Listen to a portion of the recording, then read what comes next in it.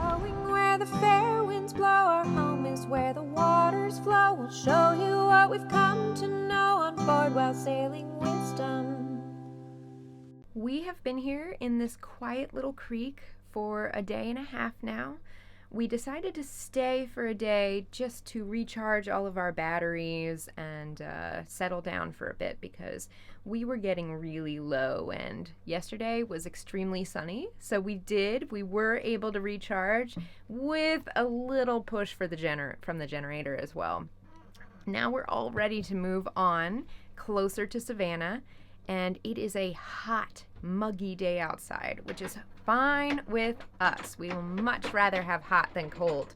But with the warmth comes the bugs. So I am completely covered up head to toe because those little gnat things are horrible. So we're anchored. We have the bow anchor over there and the stern anchor over that way.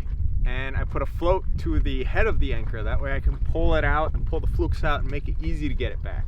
So I'm gonna go get the stern anchor now, bring that sucker back, and then we'll get going. I couldn't get the budge. And then I tried pulling the chain up like the normal way, like rope the chain. I was 30 feet from the thing and I couldn't get the chain out of the bottom. Like it was just sucked in there.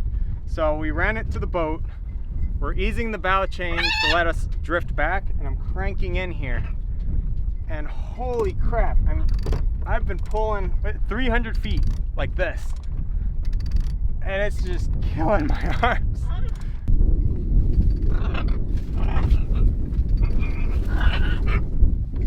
I came out in the dinghy, I grabbed their anchor ball, and I hope the anchor comes up now because I think we dragged it over to the boat. Sure. Oh. Yay! Alright. That was exhausting. I mean, Herby was doing all the hard work, but I was watching the birds, and they were at their most rambunctious. So I got some scars to prove it. And hey, Jerry, you gonna be a little calmer now? Calm down? Yeah? Hi. Hello. Yeah. I love you still. I know you were crazy. Oh, that's a good Jerry. Yeah. Good Jerry.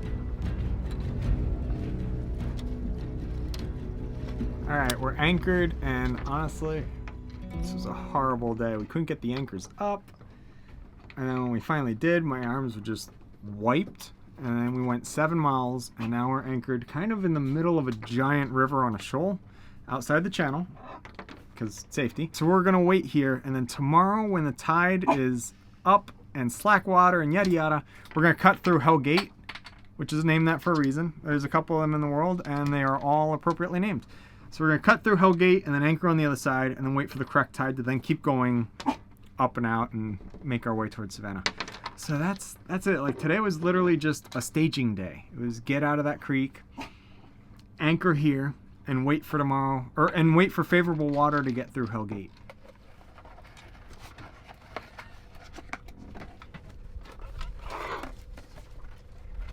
Well, it's a calm, quiet morning, and we're at slack water. The tide's just starting to come in, so we're gonna make our way towards Hell Gate. It's a very narrow cut between two rivers that have a lot of current, and they flow at different rates. So Hell Gate's got some confusing currents, which sadly no one's you know, pointed out like, oh, current runs north-south or left-right or whatever. So we're gonna get there while there's like minimal current on either side and then cut through with a rising tide. So if we bump bottom, it's minutes and we'll be floating again because the tide here rises at about 1 foot per hour. We're 1 mile from the cut, so it's right through that island. We're gonna cut, there's like this tiny little cut through it. And here's Jerry.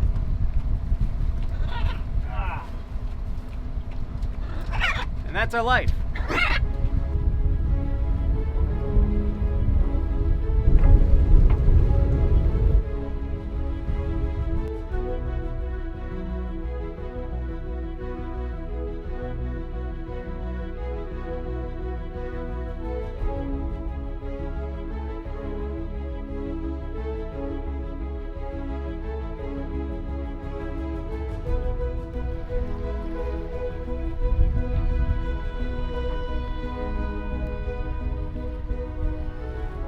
Well, that wasn't so bad. At one point we were down to 1.2 feet below us, and that was a little scary, but all in all, not terrible, not bad. That was really, really stressful. So the whole issue with Hellgate is it's shallow, there's weird currents because it's connecting 2 rivers, and like at points we're like sideways just to get over because the current was carrying us, and we went through at mid-tide and rising tide.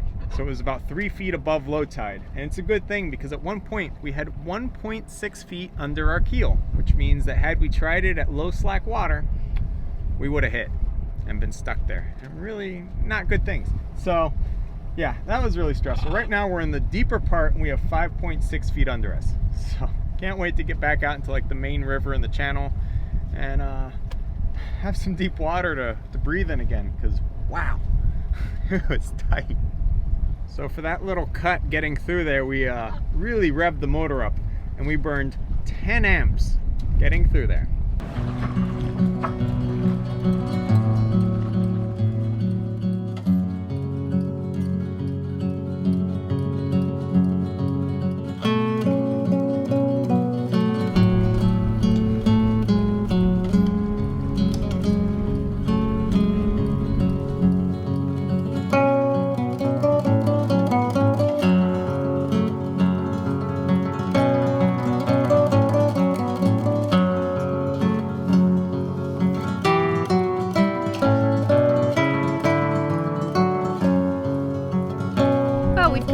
Nature reserve, and we're back into civilization. With civilization comes beautiful, unique houses.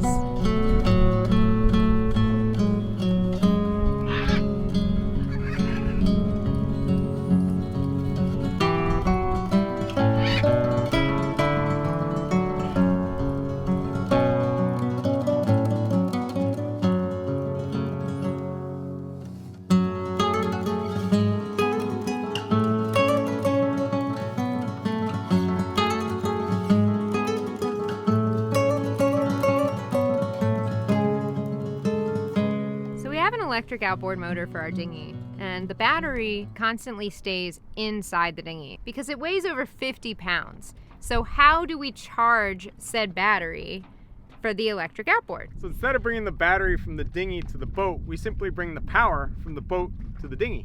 So I got these leads and they carry the 24 volt to charge the battery in here. So I just hook it up and then we just turn it on and let it charge.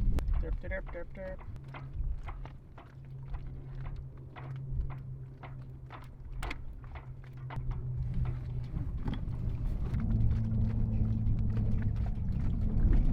Okay, so we just hook up the leads to the terminal studs, and then inside we have a little switch, and that turns on the charger for this.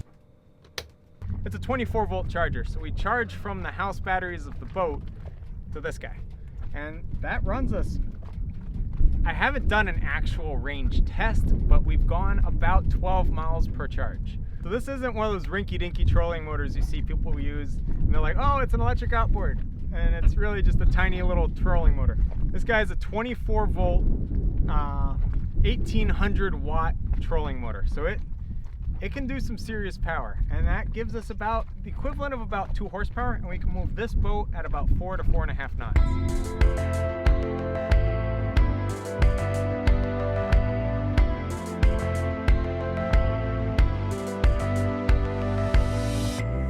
got to know you before you faded away. I got to know you, got to love you. Just keep walking down to separate ways. I can show you, escaping your pain now. You break down, you're drained now. Your heart pounds, your lips move, your eyes shine. You lose it all.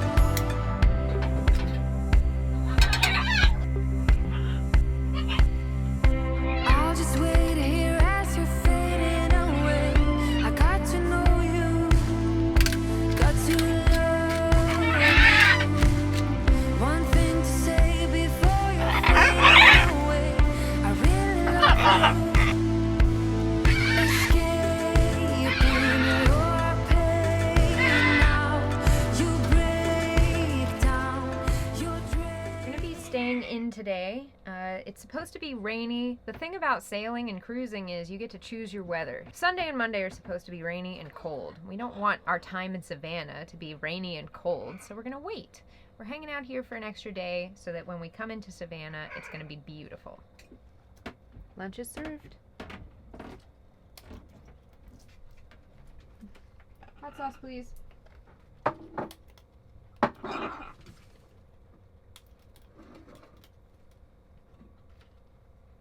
Little daddle hot sauce from St. Augustine. Oh, dang, that's good. Yes. Alright, so I'm going up the mast. I'm going to be installing a new antenna because our VHF antenna is dead. I think it broke. I'll find out when I get up there. And then the other main reason is to put on the super bright anchor light. So this sucker is visible from about 5 nautical miles away, and it's insanely bright. So this is actually a gift from one of our patrons who I guess noticed how dim our pathetic anchor light is. So I'm gonna get this on, and then come back down. Life goes up and it goes down.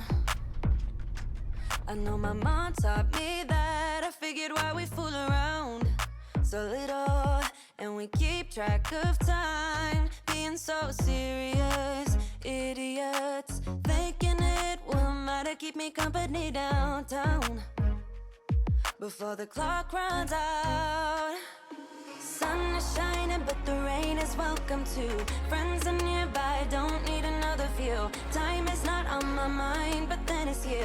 Oh, I love it when the love comes around, and then I remember all things must pass.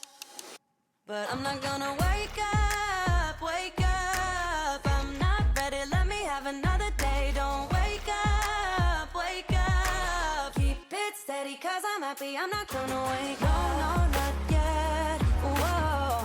No, not yet, whoa. No, not yet, whoa. I'm afraid I'll end up nowhere. They keep saying I'll be fine, but how you know that I'll be there? Okay, so we got the antenna set up, and Maddie did a radio check, and they could hear us loud and clear, so that's excellent. The anchor light, not so much luck. So it's a really nice installation up here, which means that there's no exposed wires and everything's nice and tight. So instead I'm gonna put that anchor light on a pole we have off our stern. That way it's still high up, but at the back of the boat. So it'll still let boats know that we're here, and be a lot easier to put on than what this would be. All things must pass, but I'm not gonna wake up, wake up. I'm not ready, let me have another day. Don't wake up, wake up. Keep it steady, cause I'm happy, I'm not gonna wake up. No, not yet. Whoa. That's what she said. No, not yet. Whoa. No, not yet. Whoa. There we are. There's definitely a reason people normally skip Georgia. And today we are finally headed into Savannah. So I'm really glad we got these lithium batteries, because we could use Stan right now. So instead of bringing the battery into the boat, we simply bring the power into the boat. Thanks for watching this episode of Sailing Wisdom. Don't forget to like the video, share it with your friends, and hit subscribe so you don't miss the next Rigging Doctor episode. And if you're interested in even more Rigging Doctor awesomeness, consider becoming a patron to see all of our extras. Can't wait to see you next time as you join us out here on the high seas.